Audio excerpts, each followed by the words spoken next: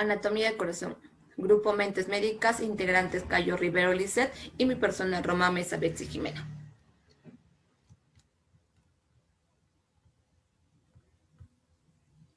El corazón. Para hablar del corazón, primeramente vamos a llegar a decir de que este órgano está constituido por un músculo especializado. Este músculo especializado llega a ser el músculo cardíaco. Bueno, está formado por esta bomba que tiene 4 cavidades, 2 cavidades superiores y 2 cavidades inferiores. Esta bomba cumple una función muy importante en la distribución de la sangre oxigenada a todo el organismo y la recepción de la sangre no oxigenada, que también decimos que es la sangre venosa, de vuelta hacia el corazón para ser enviada a los pulmones y pueda proseguir el proceso de la hematosis. Bueno, el corazón está cubierta por este pericardio, es de tipo seroso. Este pericardio llega a tener una hoja parietal, una hoja visceral. Esta hoja visceral también se le conoce como el epicardio. Hablemos sobre la ubicación. Bueno, el corazón está ubicado en el mediastino anterior. En la parte superior vamos a llegar a encontrar estos grandes vasos. Y a los lados van a estar discurriendo estos nervios frénicos, como también el contacto con la cara mediastina de estos pulmones. Por detrás vamos a llegar a encontrar, por detrás del corazón va a estar tanto el esófago y la vértebra de la cuarta hasta el de la octava torácica, que también se le conoce como las vértebras de Giossini. En la parte inferior va a estar descansando sobre este músculo diafragmático. Hablemos su forma. El corazón llega a tener una forma, también se le conoce como él tiene la forma de un trapecio o piramidal, de un pirámide triangular, mejor dicho. Vamos a ver los aspectos generales. Bueno, el peso del corazón varía de acuerdo a la edad. En la edad adulta llega a tener un peso de 270 gramos a 275 gramos. En un varón, a comparación de una mujer, llega a ser un poco menor, que es 260 gramos. Su coloración llega a ser de rojo oscuro. Si hablamos sobre sus dimensiones de este corazón, vamos a llegar a encontrar de que la altura en un varón llega a ser de 98 milímetros, de longitud llega a tener de 105 y de circunferencia 250.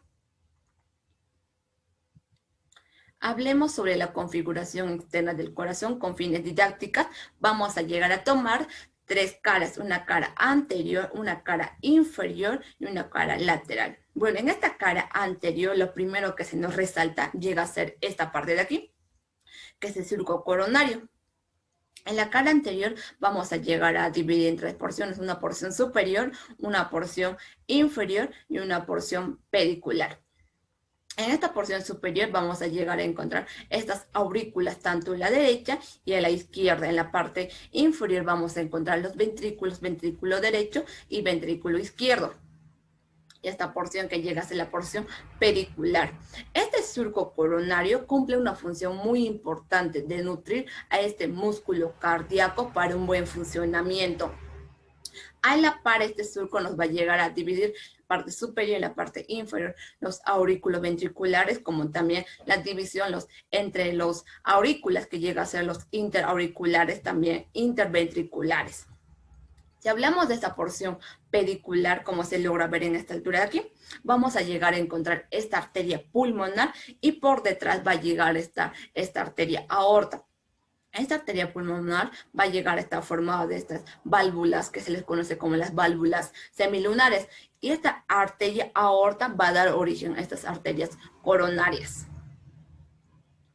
Hablemos sobre la configuración externa, sobre la cara inferior, que también se le conoce como la cara diafragmática. De igual manera vamos a lograr ver este surco coronario. Esta rama nos va a llegar a dividir los ventrículos en la parte posterior, en la parte superior vamos a llegar a la división, vamos a llegar a encontrar la división de las aurículas. Hablemos sobre la cara lateral. Bueno, la cara lateral de la configuración externa del corazón vamos a llegar a ver a veces como simplemente como un borde. Cuando el corazón se contrae, cuando se realice la sístole, vamos a llegar a ver como un borde, pero cuando el corazón está relajado en la diástole, se le va a ver como una cara lateral izquierda, o también se le conoce como la cara pulmonar. Hablemos sobre la base. Bueno, la base del corazón va a estar en la parte posterior de estas aurículas, que llega a ser la aurícula derecha y la aurícula izquierda. En la aurícula derecha vamos a llegar a encontrar la vena cava superior y la vena cava inferior, y en la aurícula izquierda vamos a encontrar estas 4 venas pulmonares, 2 a la derecha, como 2 a la izquierda, como también la desembocadura de esta arteria coronaria en la aurícula derecha. Recordemos que en la nomenclatura antigua se le mencionaba de que esta aurícula tenía 2 partes, una porción atrial y una porción auricular, porque se le daba la comparación sobre como el pabellón auricular. Hablemos sobre el ápex. El ápex llega a ser esta parte puntiaguda, como se logra ver. Esta está al nivel del quinto espacio intercostal, al nivel de la línea media clavicular. Es muy importante el estudio de este ápex, ya que para la auscultación es importante, en primeros auxilios normalmente, se va a llegar a sentir esas pulsaciones, golpeteos, tanto en la sístole y en la diástole. Hablemos sobre la configuración interna del corazón. Como mencionamos, vamos a llegar a encontrar 2 aurículas y 2 ventrículos. En la parte superior, la aurícula derecha y la aurícula izquierda. En la parte inferior, los ventrículos derechos y el ventrículo izquierdo. Estas van a estar separadas por estos tabiques que van a llegar a formarse en la formación embriológica. Entonces decimos que no van a tener un contacto estas aurículas.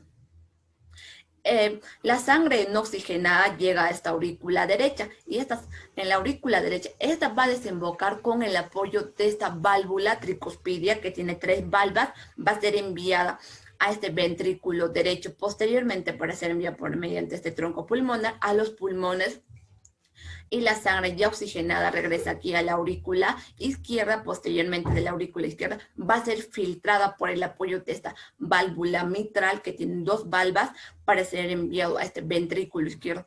Es por eso que este ventrículo izquierdo es muy importante, ya que de aquí va a salir la sangre oxigenada, se va a dar la circulación mayor y la circulación menor. Continuemos. Como recordemos también de que va a estar formado por 3 tipos de paredes, ¿no? De afuera hacia afuera, de afuera hacia adentro vamos con ¿cómo se llama? El epicardio, el miocardio y el endocardio. El endocardio está formado por el tejido epitelial. El miocardio va a ser mucho mayor prominente en el ventrículo izquierdo. Y el epicardio también se le conoce como la hoja visceral del corazón. Hablemos sobre estas aurículas. Bueno, estas aurículas están formadas por múltiples musculares que tienen esta forma de trabéculas. Recordemos que, ¿cómo se llama? Esta llega a ser el músculo peptíneo. Por su función importante llega a ser de que cuando llegue la sangre aquí, cuando se dé la sístole, no quede ni una sola gota de sangre en esta orejuela, en la aurícula derecha. Tiene que ser filtrada hacia el ventrículo. Esa función cumple este músculo peptíneo. Vamos a llegar a encontrar, algunas veces vamos a encontrar en esta parte de aquí en el lado derecho, este remanente embriológico que llega a ser el ostium seco. Vamos a encontrar esta válvula tricuspidia que tiene 3 valvas, cuya función importante es de que la sangre que llega aquí a la aurícula derecha cuando se dé las contracciones o sístole, sea enviado a este ventrículo. Una función unilateral, la sangre solamente vaya de ida y no de regreso. También vamos a llegar a encontrar esta desembocadura de la vena cava superior y de la vena cava inferior. De igual manera, en la aurícula izquierda vamos a llegar a encontrar de que está conformado por el músculo peptíneo. Vamos a encontrar este remanente embriológico que llega a ser el agujero oval. También esta válvula mitral que tiene 2 valvas, cuya función es de que cuando la sangre oxigenada sea enviada de los pulmones a esta aurícula izquierda, esta desemboque en el ventrículo izquierdo posteriormente para ser enviado a la distribución del organismo. A lo más lejano que llega a ser los capilares del dedo gordo del pie, ¿no?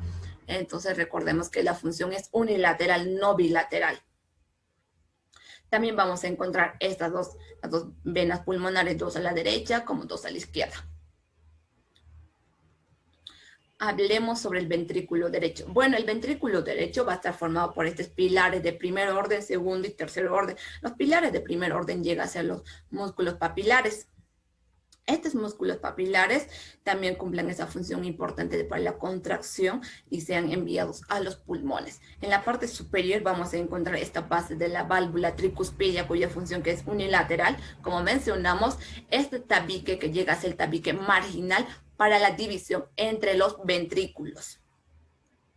Hablemos sobre el ventrículo izquierdo. Bueno, el ventrículo izquierdo va a llegar a tener menor cantidad de músculos papilares, pero va a llegar a tener una mayor cantidad del músculo del miocardio, mejor dicho, ya que su función es muy importante para la distribución de la sangre oxigenada. Va a llegar a realizar un mayor trabajo, un mayor esfuerzo. Vamos a llegar a encontrar el músculo papilar tanto anterior y posterior. En la parte superior vamos a encontrar esta base, en la base de la válvula mitral. Hablemos sobre las válvulas. Se logra ver este corte transversal, se le ha quitado a las aurículas, tanto derecha, a las aurículas, derecha e izquierda.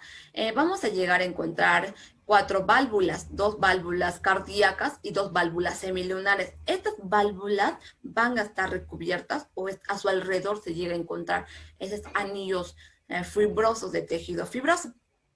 Bueno, cuya función importante es de que va a dar como soporte a estas válvulas.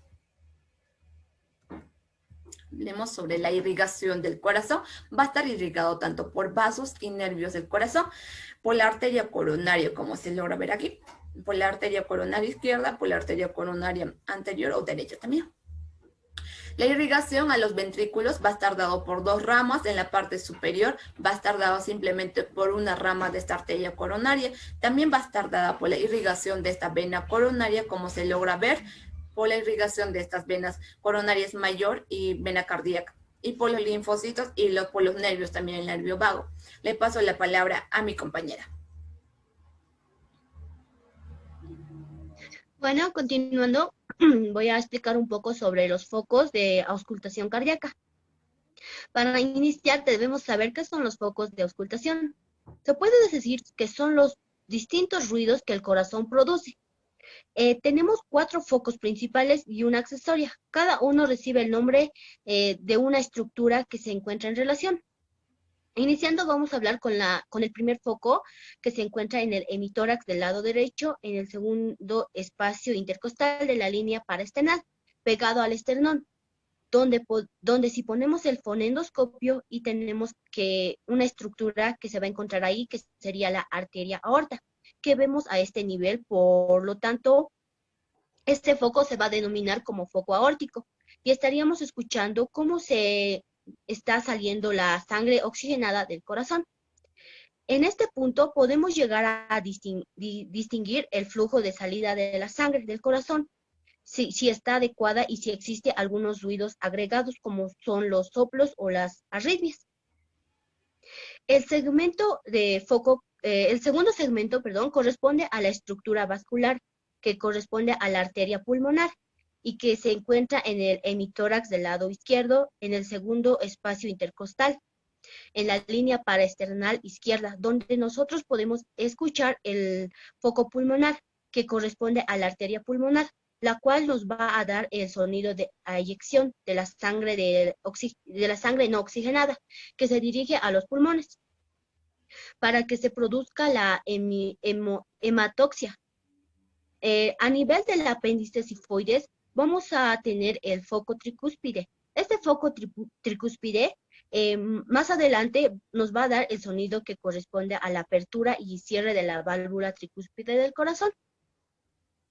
El foco accesorio, conocido también como foco bicúspide, donde vamos a escuchar tanto la apertura o cierre de la válvula bicúspide o mitral. Este foco se encuentra a nivel del ápex, en el quinto espacio intercostal y la línea media clavicular, donde esta clavícula, la primera costilla, es decir, si hacemos una línea media que divide en 2 partes iguales, que viene a ser la clavícula, y consta de 5 espacios intercostales, donde tendremos una que será el foco mitral y la segunda que será la posición del ápex. Cuando nosotros tenemos un accesorio, también conocido como mesocardio o accesorio de AVEX, se encuentra entre el foco pulmonar y tricúspide. Y si hacemos una línea imaginaria, es decir, una línea paraesternal entre el foco tricúspide y pulmonar, y la mitad de este llega a ser, y la mitad en este se encuentra el foco auscultatorio accesorio. Se debe hacer la revisión del corazón durante 5 minutos. Por cada foco auscultatorio tiene que ser 1 minuto, porque tenemos que escuchar el sonido que viene, que tiene que estar en un buen estado, que tenga un buen timbre y que no haya ruido sobreagregado, como ser el soplo y las arritmias. También se dice que la auscultación del corazón debe durar 1 minuto. Continuando, vamos con la patología que en esta ocasión hemos escogido sobre el infarto del miocardio. El infarto del miocardio se debe a la mayoría de los casos a una isquemia absoluta por una oclusión coronaria trombótica. Sin embargo, hay oclusiones sin infarto o puede ser al revés, que puede haber infarto sin oclusión. La oclusión sin infarto se presenta en dos condiciones. La primera, casi trivial, cuando la muerte del individuo ocurre antes de la manifestación de los signos morfológicos de necrosis. La segunda, en casos relativamente raros, en que la oclusión coronaria aterosclerosis se ha producido tan lentamente que ha habido tiempo que se ha desarrollado una circulación supletoria.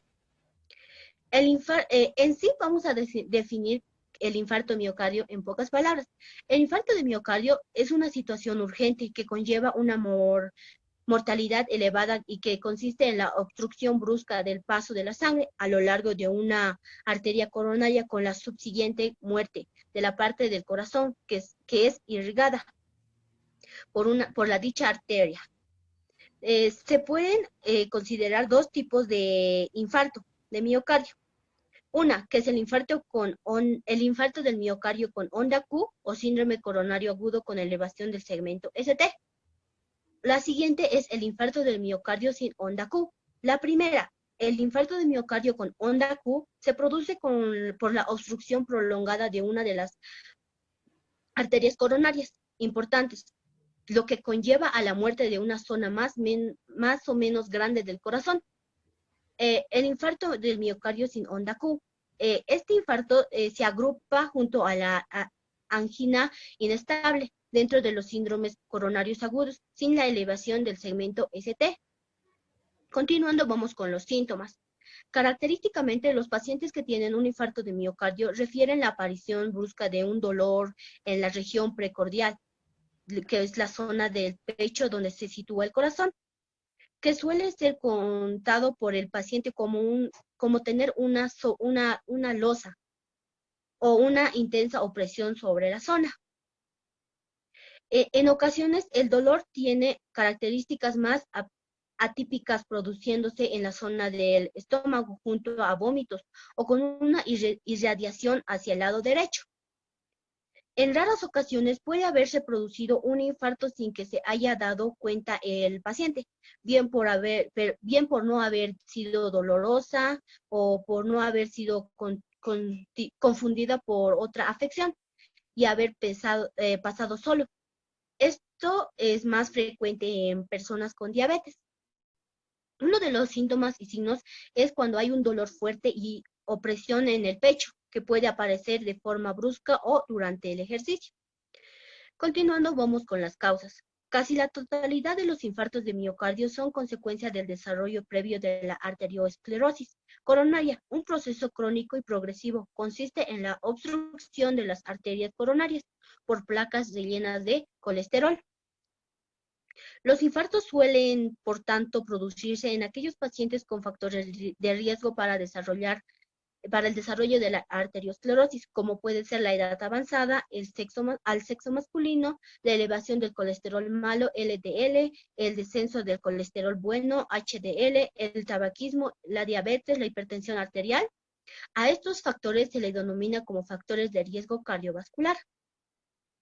Continuando, vamos con las complicaciones. Las complicaciones del infarto del miocardio van a ser la fibrilación ventricular, las arritmias, insuficiencia cardíaca y shock cardiogénico, las complicaciones mecánicas, la insuficiencia mitral, la comunicación intraventricular, la rotura de la pared libre ventricular, la aneurisma ventricular, la pericarditis y por último el infarto del ventrículo derecho. Continuamos con el diagnóstico. Para su diagnóstico se puede realizar las siguientes pruebas. Una, que es la electrocardiograma, la otra, que es la resonancia magnética cardíaca en reposo. La primera, que es la electrocardiograma, es la prueba definitiva para detectar si está sufriendo un infarto. Registra la actividad eléctrica del corazón y es una prueba sencilla y no dolorosa. La resonancia magnética cardíaca en reposo se realiza solo en casos dudosos. Vamos con la prevención. El riesgo de padecer un infarto puede reducirse con medidas para prevenir el desarrollo de enfermedades cardiovasculares. Es decir, si se realiza una dieta sana, ejercicio físico frecuente, si se mantiene un peso adecuado y cercano al ideal, si se evita fumar y si se controla adecuadamente los factores de riesgo, como ser el colesterol, la hipertensión arterial y la diabetes. Muchos se han preguntado que si el infarto de miocardio puede ser hereditario. Pues los infartos no tienen por qué ser hereditarios. Sin embargo, existe una predisposición mayor a padecer un infarto si algún familiar de primer grado, como ser papá, la mamá o un hermano, haya tenido ya uno. Además, existen algunos factores de riesgo que pueden tener una base hereditaria, como la hipercolesterolemia o la diabetes. Continuando, vamos con el pronóstico. Aproximadamente un 30% de los pacientes con infarto fallece antes de llegar al hospital. La mayoría fallece como consecuencia de arritmias malignas, como sería la taquicardia o la fibrilación ventricular. La mortalidad dentro del hospital es menor, pero también elevada. Además de las arritmias, el infarto puede complicarse con una rotura cardíaca o con una insuficiencia cardíaca aguda, o también conocida como edema aguda de pulmón. En conclusión, hemos llegado que el estudio de la anatomía del corazón llega a ser de gran importancia para un conocimiento significativo, ya que es fundamental conocer las estructuras externas e internas del corazón, porque llega a ser indispensable para el organismo. Es por ello que debemos tener en cuenta los cuidados necesarios para un buen funcionamiento del corazón. Gracias. A continuación vamos a mostrar un video realizado sobre la disección del corazón. A continuación vamos a realizar la disección anatómica del corazón. La disección anatómica del corazón, la configuración externa, como dijimos que el corazón va a estar ubicado en el mediastino anterior. Esta tiene una forma de un pirámide triangular. Bueno, vamos a llegar a tener con fines didácticas, vamos a describir tres caras, una cara anterior, una cara inferior, una cara lateral. Bueno, en la cara anterior vamos a lograr ver estas aurículas en la parte superior, en la parte inferior, estos ventrículos. Vamos a llegar a diferenciar tres porciones, una porción superior, una porción inferior, esta porción pedicular que llegarían a estar encontradas en esta altura de aquí. Vamos a llegar a encontrar también este surco coronario. Este surco coronario va a estar en la parte anterior como en la parte posterior. Es por eso que llegamos a decir que va a dar la vuelta al corazón. Este surco coronario, esa su rama, va a llegarnos a dividir estos ventrículos, los interventriculares. En la parte superior también vamos a llegar a encontrar estos surcos, que nos va a llegar a dividir los interauriculares. Como también este surco nos va a dividir los interauriculares con los ventrículos, interauriculoventricular. Vamos a llegar a encontrar esto. Esto se llega a ser el ápex. El ápex llega a encontrarse en esta parte del ventrículo izquierdo. El ápex es fundamental, como mencionamos, para la auscultación. Vamos a llegar a encontrar estos golpeteos tanto en la sístole y en la diástole. También vamos a llegar a hablar sobre su base en la parte posterior de estas aurículas que llegan a ser estas partes de aquí, en estas orejuelas. Recordemos que en la nomenclatura antigua se le relacionaba de que en las aurículas llegaban a tener una parte auricular y una parte atrial, ya que se le hacía una comparación con con el pabellón auricular.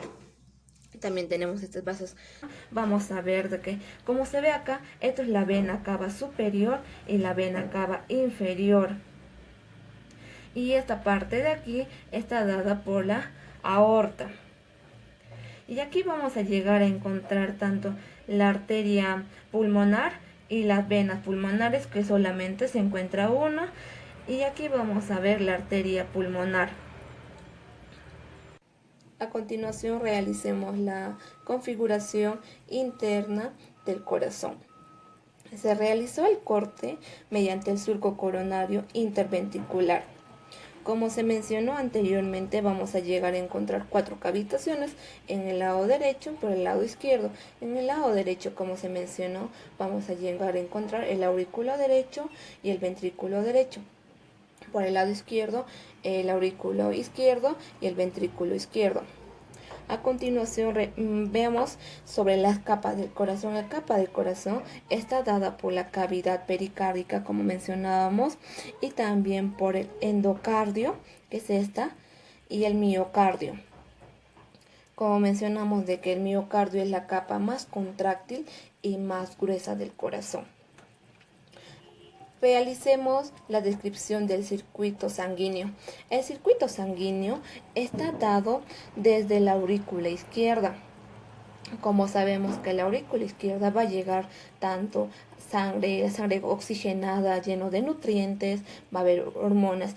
De la aurícula izquierda va a ser filtrada mediante la válvula tricúspide o mitral al ventrículo izquierdo. Y del ventrículo izquierdo va a ser filtrada por la válvula sigmoideo aórtica, como se ve por acá. Y desde aquí se va a dar el inicio el circuito mayor, o también conocido como el circuito sistémico. La aorta va a desembocar en la arteria elástica. La arteria elástica de igual manera va a desembocar en la arteria muscular, y la arteria muscular va a desembocar en las arteriolas, así sucesivamente hasta llegar a los capilares. En los capilares se va a dar el intercambio tanto de nutrientes y de los desechos, que son el dióxido de carbono, los desechos metabólicos. El circuito menor se inicia de la vénula menor. Posterior de la vénula menor va a desembocar en la vénula media, así sucesivamente hasta llegar a la vénula mayor. La vénula mayor desemboca en la vena cava superior. En la vena cava superior va a llegar tanto los residuos, el dióxido de carbono de todo el organismo recogido. En la vena cava inferior necesariamente solamente tiene la función de recoger los residuos del riñón.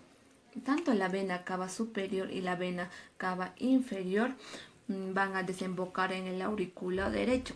El aurículo derecho va a ser filtrado por la válvula tricúspide para ser llegado al ventrículo derecho todos los residuos. Y del ventrículo derecho va a ser filtrado mediante la válvula sigmoidea pulmonar, como se ve aquí. Va a ser enviado todos los desechos del dióxido de carbono, los residuos al pulmón para ser oxigenado. Así sucesivamente se da el circuito sanguíneo. Gracias.